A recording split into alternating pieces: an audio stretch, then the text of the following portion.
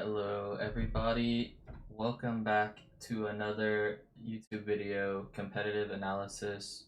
This is from the Nations Cup, which was an international tournament with a LAN final that took place in Berlin, Germany, that ended just about 2 months ago in June. And the interesting thing about this tournament is that it was a meta madness format, which basically means that once a hero is picked in a series, you can't pick it again.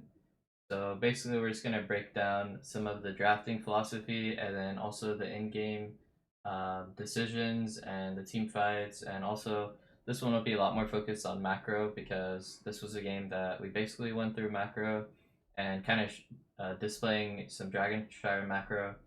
Also, this was game 5, and it was an elimination series, and it was a BO5. So basically, the winner of this series moves on to the grand finals, and the loser is out of the tournament. So it's pretty high stakes, pretty much everything on the line. And yeah, this was all on land, so we were all in person. Pretty fun tournament, pretty crazy. Also, with the draft, there was also some pre-banned heroes for the tournament.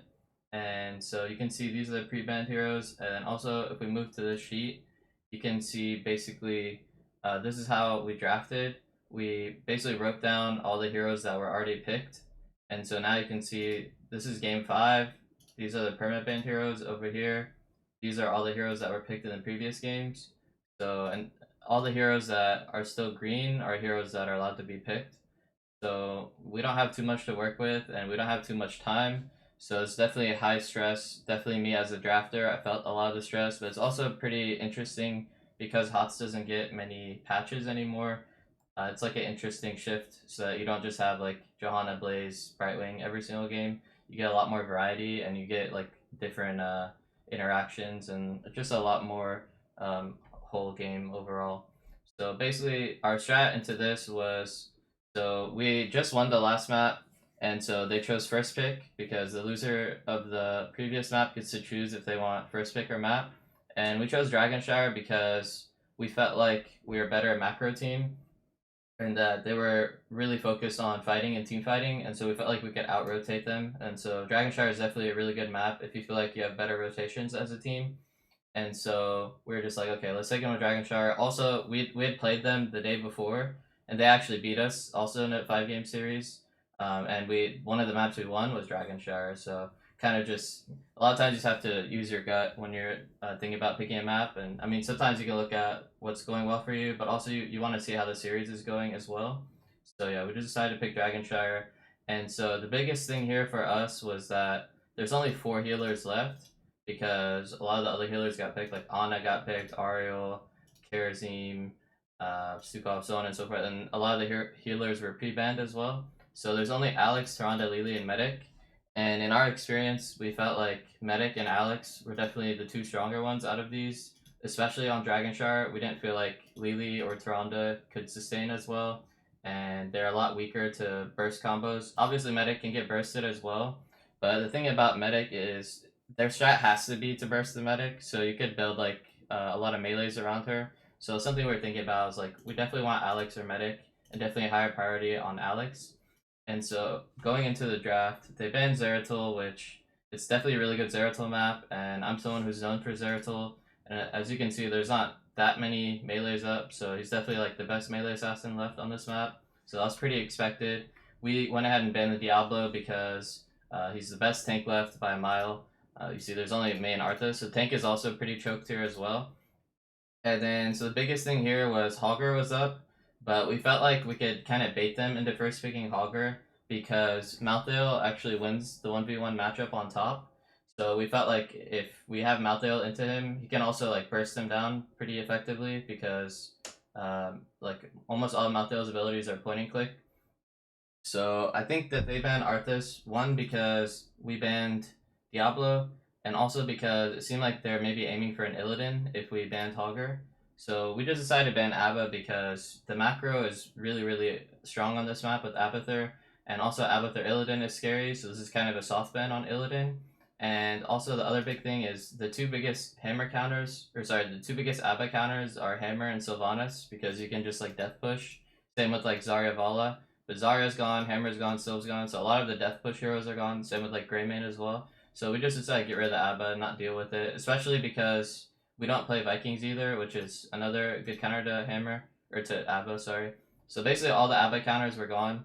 So we just banned ABBA. And yeah, we baited them into Hogger, and so we definitely wanted to get the Alex here because it was like our highest priority healer, and then we just did the Malthael on top of that as well. Another really good thing about picking Malthael early is you could always flex it to the 4-man because he does more than enough damage, and he can do camps and clear waves very effectively, and it's also a hero I'm comfortable on as a DPS player, so like we could just pick Liam something else for top if it looks good.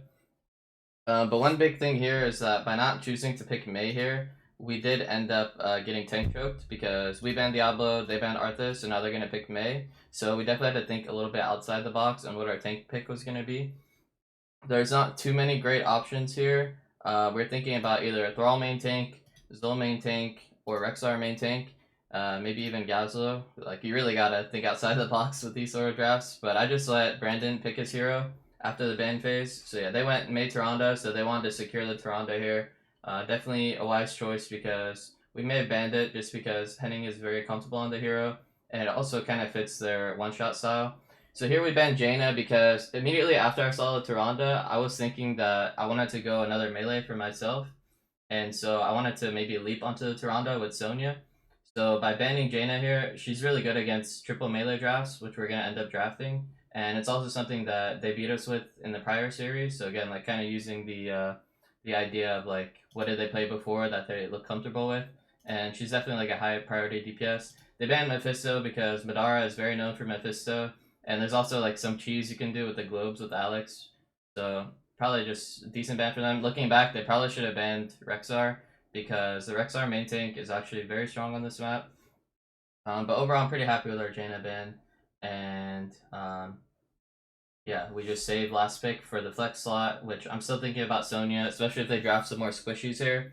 Now, let's say they don't draft squishies here, or like maybe they take the Sonya away for themselves, then probably I would have opted for a mage, like maybe a Gul'dan or something like that, or maybe even a 4-man Thrall, who is not too bad on this map. Because if they have a lot of melees, then you could potentially go Earthquake as well. So I was definitely I always like to just wait and see before I go too crazy on like thinking like let's see what they go, because usually like you don't want to overthink it. So yeah, they went squishies. They're very weak to leap here, so just went for the Sonya 4-man.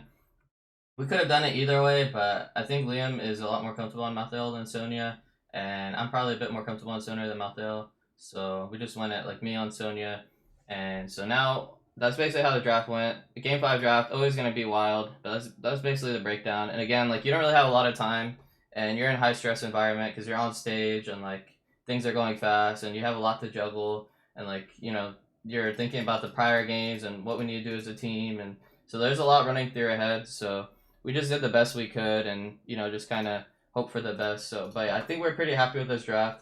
Another really good thing about our draft is we do have a lot of vision control with the Lunara Wisp, which is very strong on this map because you can always actually let me go to our vision. I think going to our vision will be good. That way you can kind of see the decisions in real time. And I'll just go on me. So yeah, some GL boys. GL, I wasn't even looking at this. I was focused on the plan. So basically the plan is Liam's top. I'll be the mid clear, and maybe Rexar and Alex will help me out on mid waves, and then Lunar will be our bottom anchor. So it's normally like the standard Dragonshire rotation is you want to do like a 1-3-1 style. So you have your range, usually a range hero down here, and usually it's someone who is not that gankable, who could also wave clear if they push. So like usually the best options are like Chromie or Junkrat, heroes like that have a lot of vision control over Tribrush.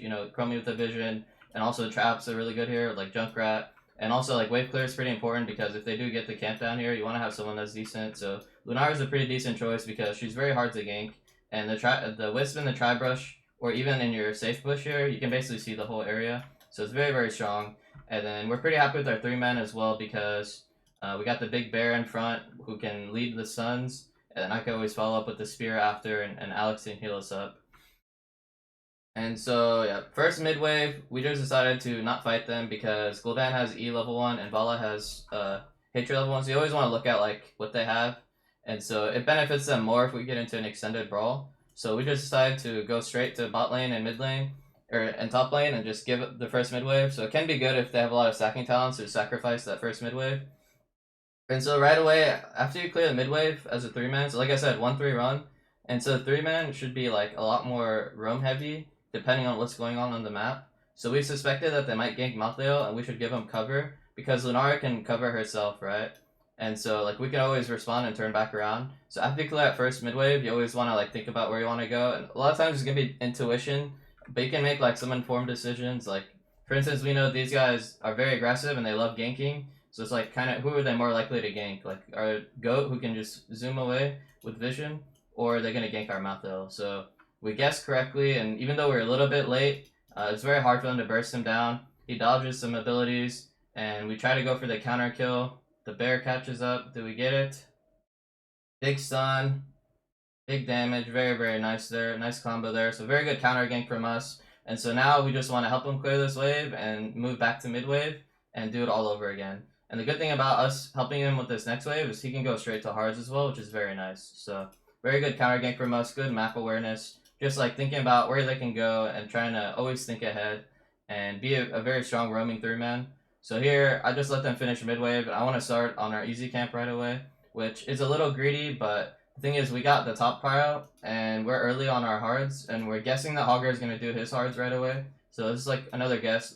Technically, they could have like went for a crazy invade, but again, the Wisp here, it gives us some good vision here too. So overall, we're pretty happy because we got out both camps very fast, and we got the counter gank on top.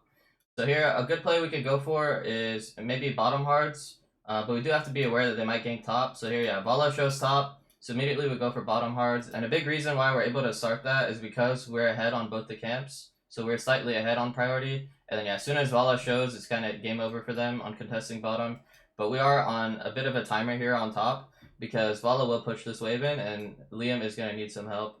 And here they're just bluffing, they're just trying to get some stacks. We know that with 2 people top, there's nothing they can do. And so a lot of times in this situation, what I notice is people will go help top right away and be like, oh, we're losing top. You have to realize you have your own really big push here, and the time it's going to take you to rotate to top, like they'll probably already have gotten value and left. So a lot of times it's better to stay on your side of the map and try to get value and just tell your solo laner to play safe. So that's exactly what we do here. We say screw it, survive top, we're going to run it down bottom, see if we can get some tower damage. And bottom's also like the stronger lane on this map because it's easier to end bottom because there's no death bridge, and there's also 3 camps down here versus only the 1 on top, or I guess there's 2 on top, but yeah. We don't get too much value because they clear top fast and they clear mid fast. I think we could have probably been a little bit faster on our push. Oh wait, I just missed a gank here. Let's see. So yeah, they got big mid prio.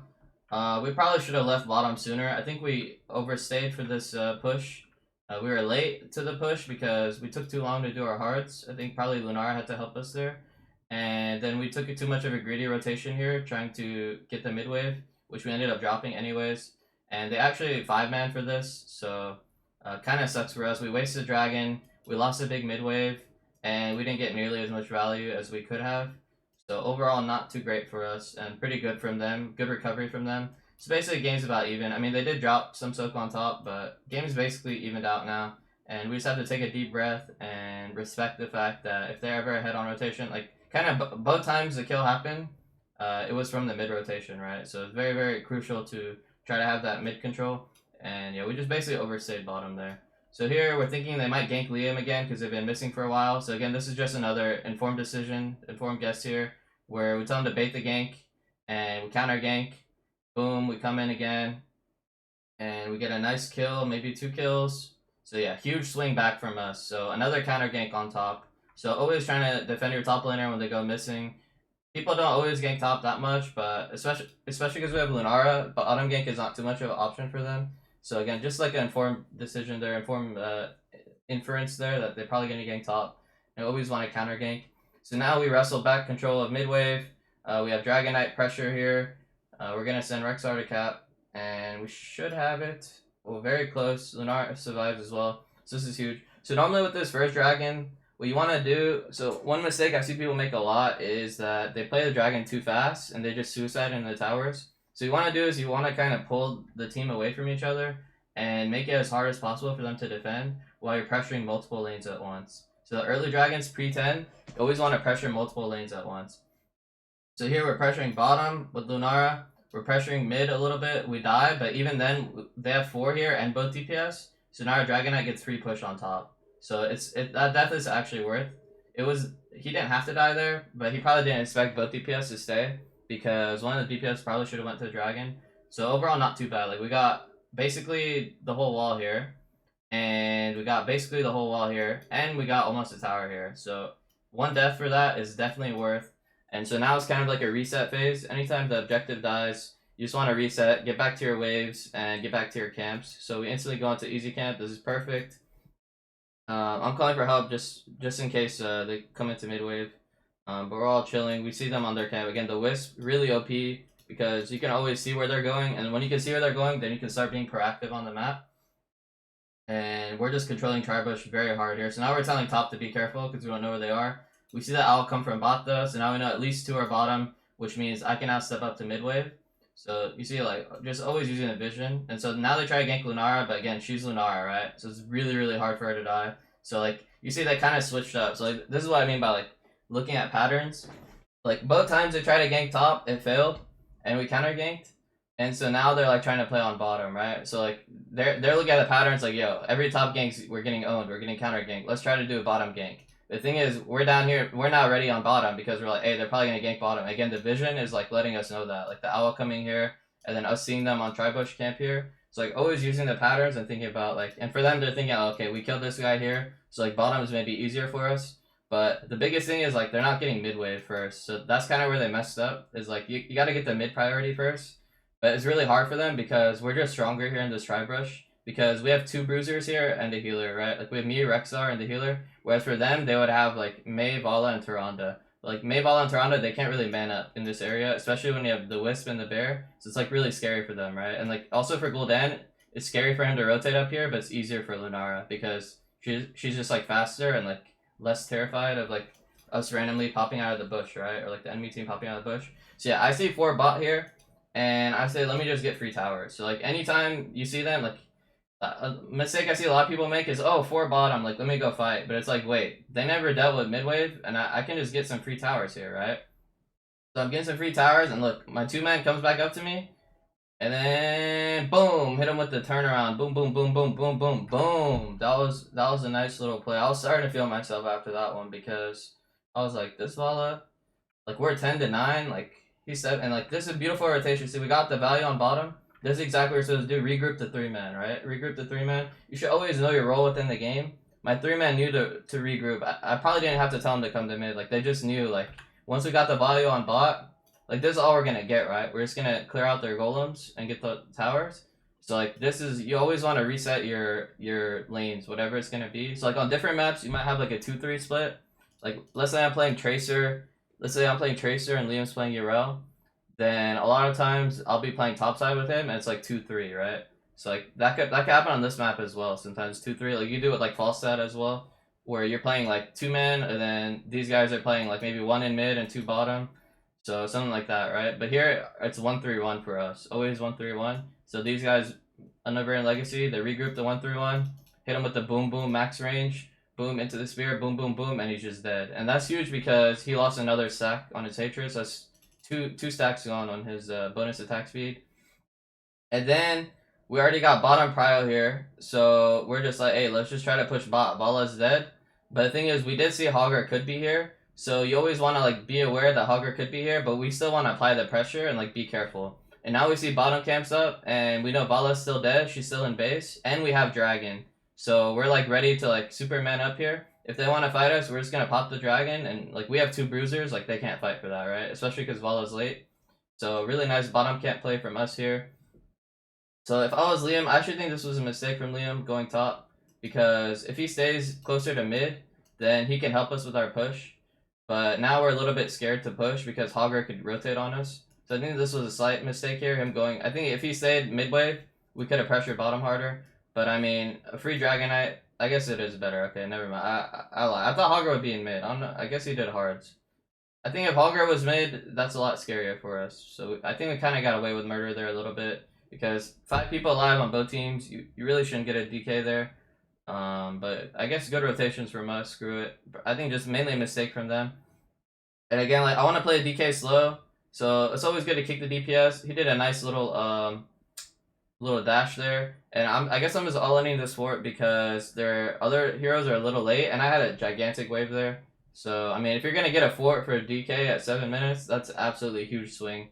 And like now that they're missing this mid fort, like we're always gonna have mid priority because it's so much harder for them to clear mid, and it goes all the way to their gate. Did I just miss a gank?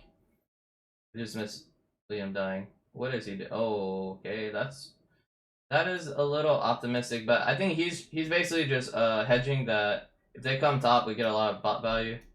So I actually don't hate this because we will get a little bit of push bottom, but probably unnecessary to go for that proxy. I mean, not too bad, not too bad. We basically got another. Yeah, actually, that's worth. That's worth. We basically got another fort, for that kill, and like we don't really lose much on top. And now we know Hogger could come, so we're just chilling until Liam spawns. Easy's up in 15 seconds, so that's our next play. And again, like always mid priority, always trying to find them with the wisp. And like now that we've opened up the map a bit, we can definitely like roam a lot easier with our 3-man and like go for more ganks or counter ganks and just overall be more aware of what's going on. So yeah, having that mid is huge. We have to give him this mid wave because Liam's still dead, so we gotta be a little bit careful. But now that we're 13, we can definitely step up a little bit. And we're thinking about a quick little 13 invade here, but they get 13 as well. And I think I called that we man up with Dragon here. But in hindsight, I mean, he just hit a 5-man fear, bro. Like, there's nothing you can really do about that. I think this play is actually fine. It's a little greedy, though. So, like, probably we didn't have to do it because, like, we're just winning the map anyways. But yeah, like, 5-man fear, what can you do, right? Like, that was just beautiful fear from Gia. And he stopped the dragon channel as well. Like, bro, there's nothing you can do about that. That's just outplayed. And then I have to leap out here. So, like, once leap's gone, dragon got canceled. It's basically doomed. I'm just trying to survive with spin. Actually, I hit a nice spin here with the Alex ult. And we actually almost turned. So, I mean, that was our worst case scenario. And we almost got a kill back. And only 2 of us died. Maybe 3. Okay, 3 of us died. Yeah, still pretty horrible for us. Again, because, like, oh my god, 4 of us died. Yeah, that's pretty awful for us because we were winning the map. Like, we didn't really have to make that play. So, but yeah, it's good to, like, sometimes see how the fights are gonna go. So, like, now we know, respect the fear. Maybe we don't group in clumps until, like, Dragon's already popped. If Dragon was already popped, then maybe we can get away with that. But because, like, he was still channeling it, I mean, that was just a beautiful fear. Oh, a nice little cleanse on the poison there from Madara. But yeah, we just reset. Thankfully, they didn't get our fort, so having all that pressure earlier helped us a lot. They only got the wall, so that's really nice for us. Next time we do that, though, they're going to get our fort. So I think probably we just want to reset the 3-man and like go back to what's working for us. So Rexar's already got mid-wave, so I just helped Madara clear bottom. And we're just trying to find them now, figure out where they're doing. And then we just want to like kind of play away from them. Because since they have... So if you look at their comp, they basically have 3 heroes that are not self-sufficient. So like Gul'dan, Vala, and Tyrande, they have to basically always have a buddy at all times, and Mei is basically going to be their buddy because Hogger is busy in the soul lane. So because of that, they don't have as much agency on the map to do what they want. Whereas us, we're a lot safer because Rexar, he has the bear to get vision, and he's a little bit tanky. Lunara has double leap to get away, and she also has the wisp, and she has self cleanse, right? And then I, of course, have Leap, and Liam has Fear the Reaper and Inevitable End. So all of us are pretty safe with the exception of Legacy, who can also maybe channel ult, but probably if he gets caught, he's dead, right? But the thing is, we only have 1 sufficient hero, and the rest of us are self-sufficient, whereas they only have 2 self-sufficient heroes. So if we just try to split them up, there's basically nothing they can do. And that's basically the story of the rest of the game. Where, oh, wait a sec, hold on, wait. What just happened? I just got owned. So right here, let me see what happened. I saw Gul'dan bot. I saw Tyrande bot. So I go for this aggressive mid wave. And we see Mei coming. And so I greeted a little bit there. I think this is just unexpected. The Hogger roam. Thankfully, I leap out and I survive. So like I said, self-sufficient. They just 5-man for rotation. Again, they have to stay together, right? Like, they can't really leave Gul'dan bot there because Lunara can solo kill him, or at least she can pressure him out, right? and then like Hogger rotated for that. So like even if they get that kill, that's honestly not too bad for us because they sent 5 people there and they didn't even deal with the waves. But the fact that we survived and that they used 2 major ults for that is a massive win for us because now we have full control over the map. But the thing is, like, they want to play S5, and again, we want to play split. So, like, instead of greeting and going for aggressive DK play here, we just, like, say, let's just chill and do our hards and keep wave prio everywhere. And, like, they're probably going to have to 5-man here, but let's wait for them to show, and then maybe we can pressure, right? But if they never show bottom, then we can either send someone down there to split, or we just let the Giants do their thing, you know what I'm saying? So, either way, it's good. They end up deciding to give the DK because they realize they can't 5-man mid forever, like they're gonna lose everything. And then here we decided to just finish off the top for it because again, like we don't want to play into them when they're 5. Oh, wait, again. Oh, nice try there. So now they're gonna 5-man again, so like we should just run again, you know? So like every time they 5-man, we just run basically. Because that's the only way they can play, and like we have more options than that. So it's always just thinking about your options in the game. So like here with the DK, like I mean we're in the camp, so we're not that afraid. But again, like we don't really want to play 5-man. Like we can just play wave prio. Like we got prio here. I think I'm looking for aggressive leap because I see Hogger split here. I'm going a little crazy actually. I think I'm manning up probably a little too hard, but it kind of maybe because we saw Gul'dan bot. Was there a Gul'dan bot? I don't know why I'm so manly here. Probably just because Hogger split, but this was maybe a little too manly. Or maybe because, I don't know why I went so manly there. But yeah, probably could have got punished for that rotation. But anyways, we rotate to mid, we get a little bit of value. Top is still getting some value. Shockwave got interrupted there by the DK channel, and then now we just go straight for bottom camp because we're winning the map here. So if they come fight us on bottom camp, we either have 2 options. Either we can man up and dragon, or we can just run away and let top and mid get value. But because we see Hogger here, we know that they're going to concede this. And we just get this camp for free. So this is just another good rotation from us. And yeah, like once you're ahead 3 forwards on this map, and you have more self-sufficient heroes, the game is basically just won. It's just a matter of time. As long as you're patient and you're like just trying not to play into their hand, that's basically all you have to do. So this game is basically over. But they always have a chance if we int. So let's see. Maybe we do some inting. So here I see 2 bottom. I want to go for really aggressive. So again, just anytime I see them in one lane, just split into the other lane. And the 2-man is backing me up in case they go crazy. Which... Oh, wait, I'm clean! That's ping diff. That's land ping diff right there. Yeah. You see, they're kind of getting desperate right now, right? Like, as we're proxying top wave, we're also proxying bot wave. So, like, we're greeting so hard on the map. We're just splitting. It's like kind of like a seesaw, you know, or like tug of war. Like, we're going on one side, other side. Like, everywhere they go, the waves are pressured, and they hate going alone, right? So they feel kind of compelled to force the play. And I mean, if I don't leap that, I am pretty dead ski. So thankfully I get out. And actually, wait, they're still going? Okay, I dodge the ice wall, no problem. Wow, they really want to kill us. You see, like they have to 5-man everywhere. And we know Lunar's getting value. And we know they just used 2 big ults. So even though it's 4v5, we're just pressuring. We're not actually trying to fight here is the thing, right? Like, and that's the call that's being made is like, this is just pressure. And if they try to run at us, we just run away. And like all their engage is gone now because they don't have fear and ice wall. Like they can maybe smurf a shockwave, but like we're respecting that, you know? And meanwhile, like we're just getting a ton of value on the map. So it's all about that seesaw, like beautiful. Like we're just gonna keep doing that the whole game basically. Is you just whenever you see them, you just proxy away. So like this is the downside of drafting double range on Dragonshire, especially like double range that don't have any self-sufficiency. So it's always a good idea to draft self-sufficient heroes like a Genji or like a Falstad. Obviously, like it's meta madness, so they couldn't get all those. But yeah, this is basically the downside of Gul'dan, Tyrande, and Vala on one team.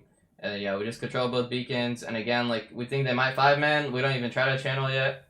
We like play a little patient, wait for them to show, and then boom, they show bottom. Now we can cap. So like they have to give another DK with 5 alive because they're just bleeding out at this point. And they're just hoping to group us up and fight. So now we will group up, but we're gonna respect it. We're gonna get all the wave prio first, and we're gonna play it like very respectful, and like make sure we keep them in front of us because we know they have to 5-man, right? And if they force a bad engage, like we could always fight, right? It's not like we can't fight, It's just like we don't have to fight. That's the thing you have to think about. Like I see people in Storm League all the time. Like they just fight just to fight. But the thing is, like if you have other options, then you should try to exercise those options to make your life easier. Because if they do feel forced, then you have like what happened on top, where they forced a bad fear, and then they forced a bad ice wall, and then they have to run away as 5 because like we played it smart, we played it respectful, and the whole time we're split pushing. So here again, like Liam's getting mid prio, we're letting top slow push, and like I'm waiting out the dragon a little bit, you know, like I'm just max range kicking, and you see it respect back up. I breathe and I back up. I breathe and then I'm just like playing very very slow.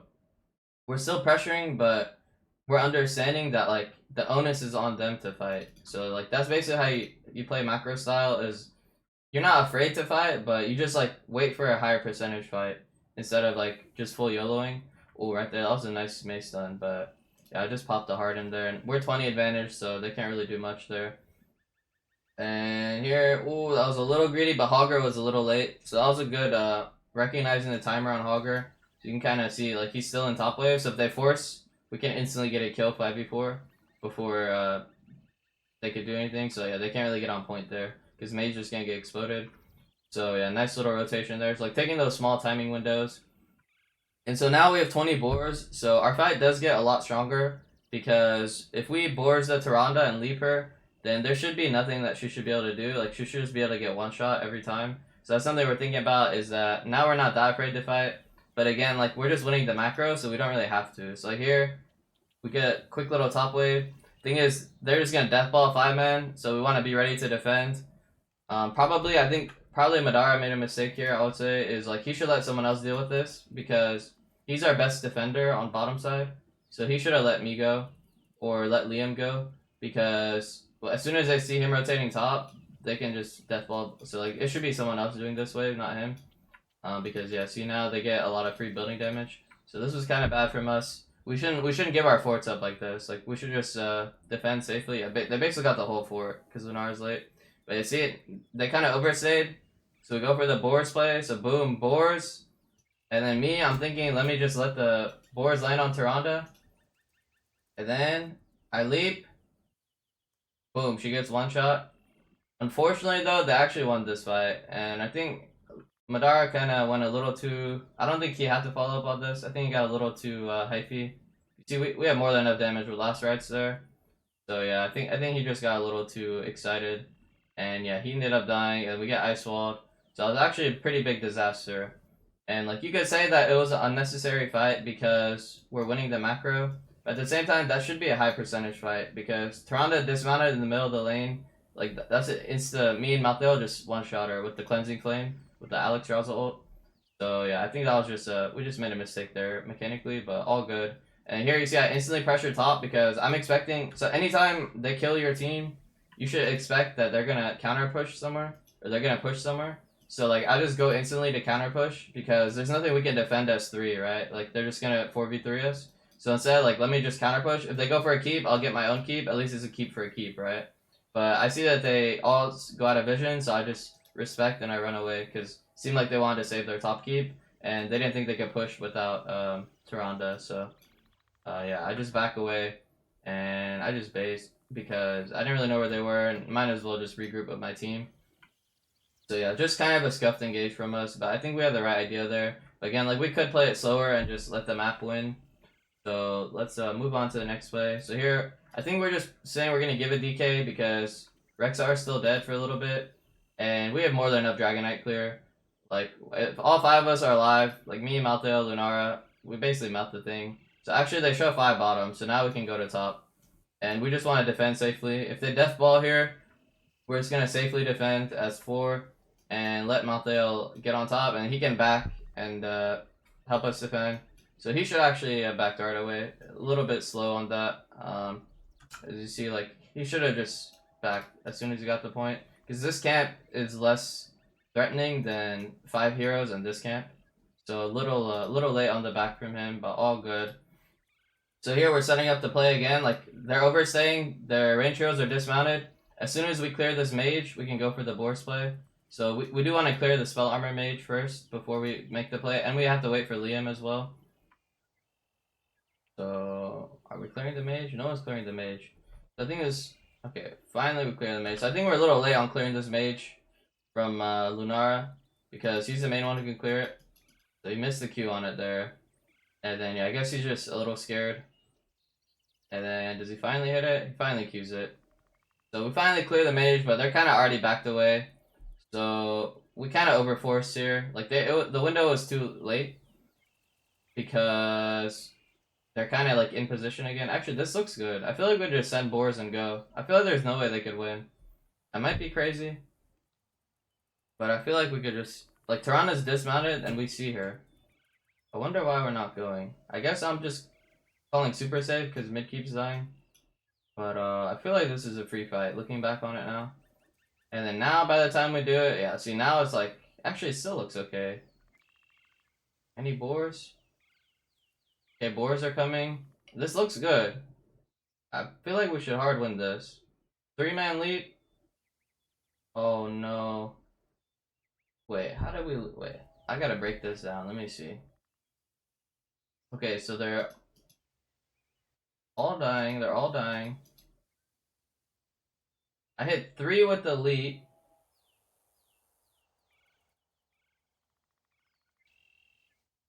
That was a really good fear.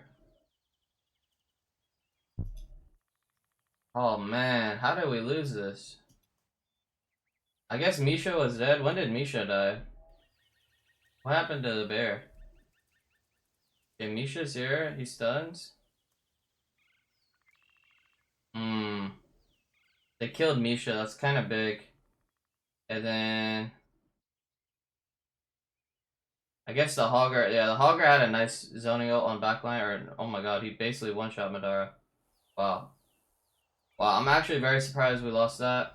But I think they did a good job counter-engaging. I mean, it was a very close fight. I think probably a big thing was that we overforced it because they're kind of already backed away into position. So at this point, I think we're basically just trying not to lose. We do get the buyback, so it's 3v4 right now. So the plan here is just to slow them down and to hopefully we don't lose the core. So if any of us die, we lose the core. So callers do not die, slow them down. And the good news is that Tyrande was dead, right? Yeah. Oh no, she's alive. Wait, Tyrande survived that? Oh, you know what I think it was? I think he last tried in May instead of Tyrande. That might have been it. That might have been... Let me go back real quick.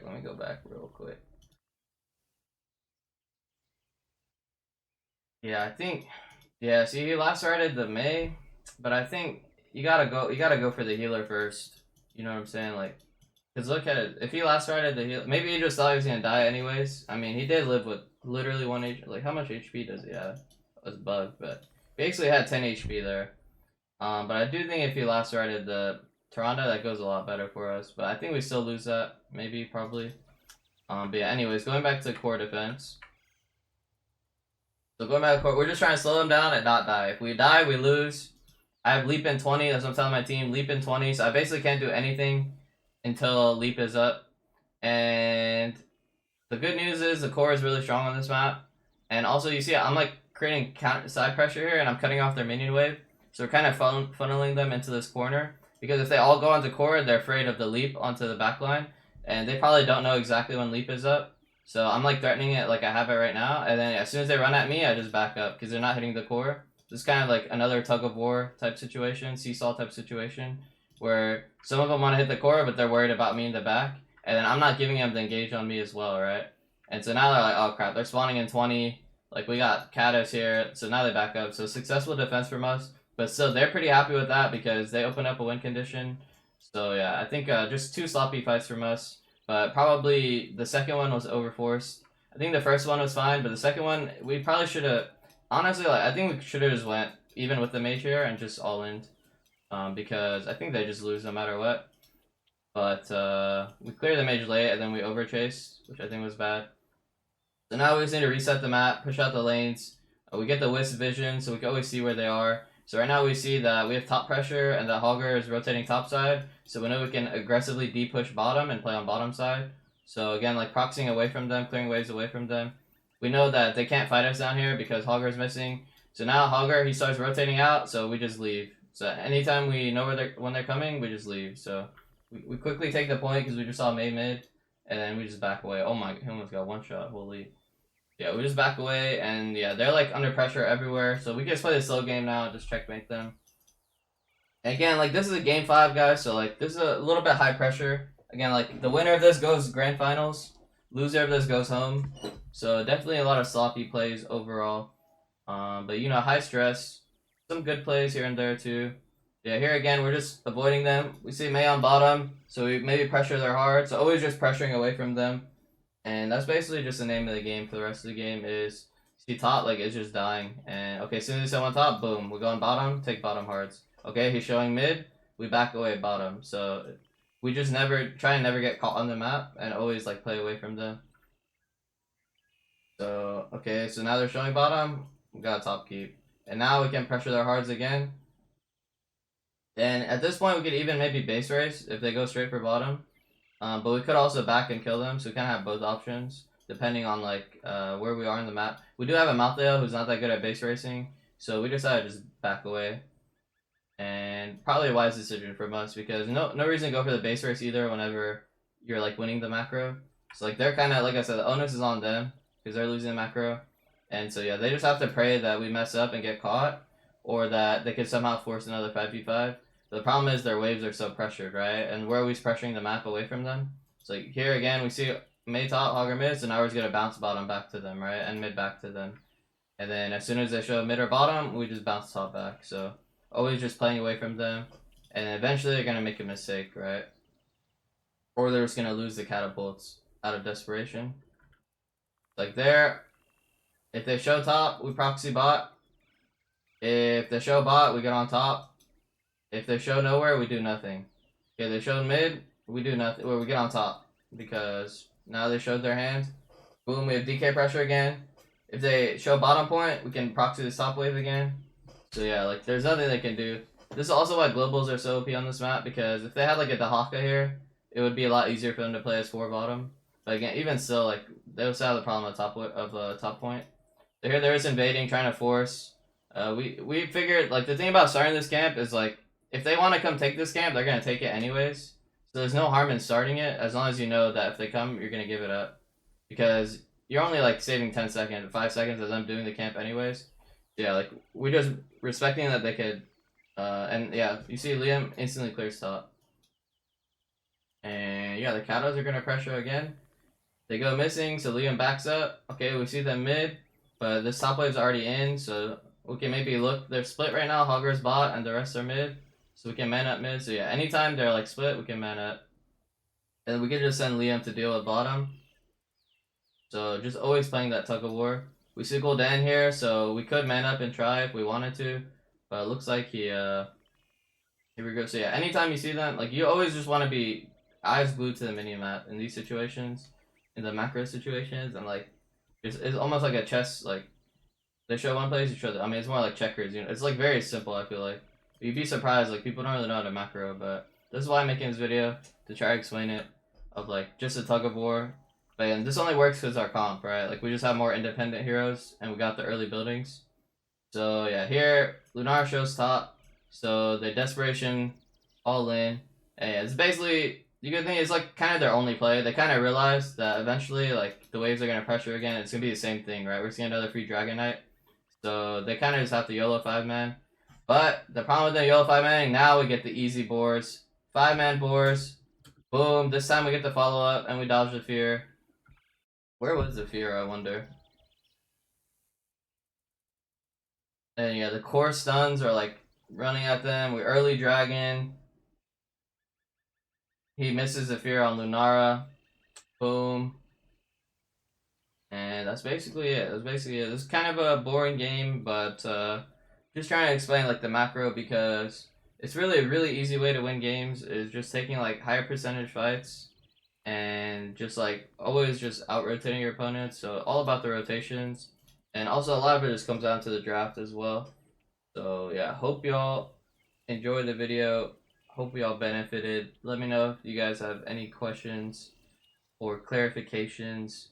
And yeah, I'll put the link to the series in the description if anyone's curious. I'll also put the tournament information in there as well if anyone's curious. Spoiler alerts in there. But yeah, anyways, let's watch the core die. We just get the DK here in hand, basically, because we just killed two people, and it's a 25-minute DK. Basically, no way they could defend. We just put Mount on DK. Siege. That's a wrap.